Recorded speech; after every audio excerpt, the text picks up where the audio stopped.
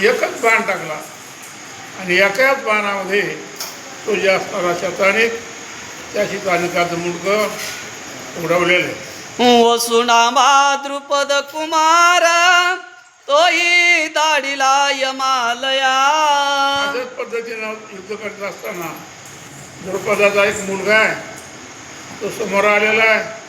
द्रोणाचार्यावर युद्ध करायचा प्रयत्न केलेला आहे, पण त्याला सुद्धा द्रोणाचार्यानं बाण टाकून त्याचंही मुंडकं उडवलेलं. भयभीत झाला युधिष्ठिर सेना वितळली समग्र.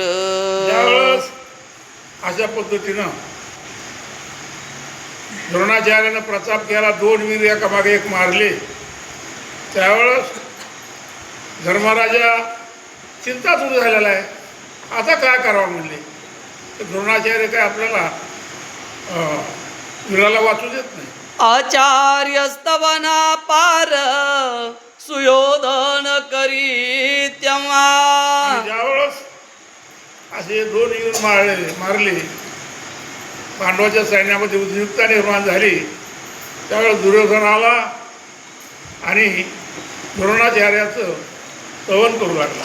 सकळ पापावरी एकारी नाम जैसे जाळोनी शने करी भस्म.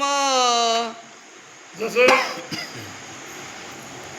किती जरी गवत असलं, गवताचा डोंगर असला तरी अग्नी जर तिथं लागला तर तो अग्नी त्या गवताच्या पर्वताला जाळून टाकतो. अशा पद्धतीनं द्रोणाचार्याची अवस्था झालेली.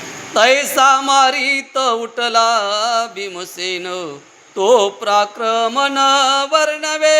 अशा पद्धतीनं द्रोणाचार्य मारीत उठलेले आहेत. मग किती पराक्रम केला, किती बाणं सोडली, त्याचं काय मोजदार लागलेलं नाही. धर्म सदेव नकुळ उठले विराट पांचाळ. द्रुपद राजा आहे, विराट राजा आहे. त्याच पद्धतीनं नकुल आहे, सहदेव आहे.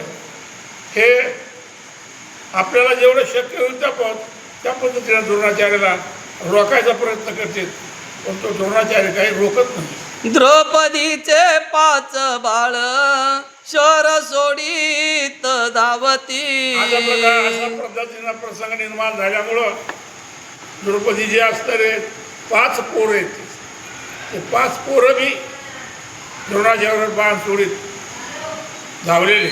गालोनिया बाण जाळा आजच्या दिले कौरव दळ.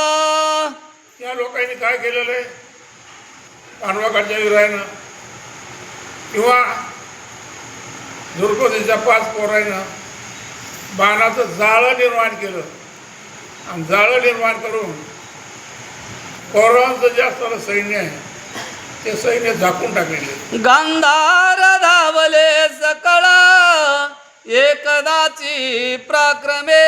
अशा पद्धतीचं कौरवाचे सर विरोध धावलेले असा प्रकार न बघितला नाही. दुर्मघर्षण सुबाहु जयद्रथ विंदानुविंद बलात्या दूत.